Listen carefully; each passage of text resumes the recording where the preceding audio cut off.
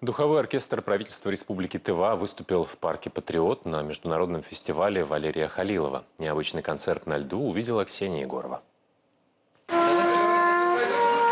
Инструменты в теплых кофрах, на ногах коньки. Борьба не за шайбу, а за звук. Музыканты духового оркестра Тывы более 3 лет составляют программу, совмещая любовь к духовым с тренировками на льду. Такой поворот игры у них на родине в Тыве повлек большие перемены. Любительская хоккейная лига пополнилась, если не ошибусь, 3 командами. Да. Руководитель духового оркестра вспоминает, как Валерий Халилов приезжал в Тыву, привозил коллектив Минобороны и даже сделал особый подарок тувинским музыкантам. Валерий Михайлович очень трепетно относился к нашей республике. Для нас, для Тувы, написал марш Тува.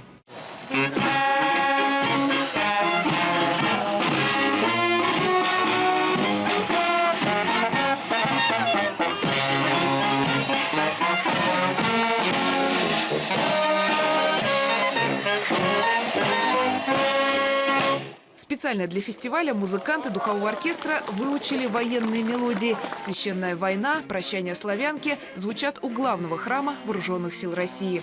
Также в программе тувинские и русские мелодии.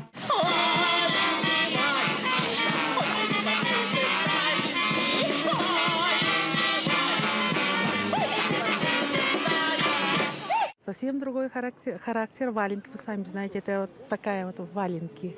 Сразу лидер Русланова, сразу веселье, удаль, это русское.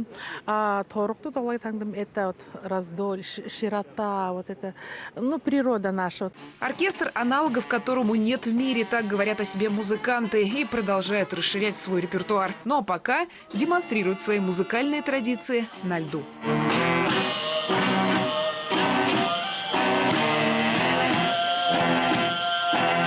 Ксения Егорова, Сергей Харламов, Елена Хвостова. Новости культуры.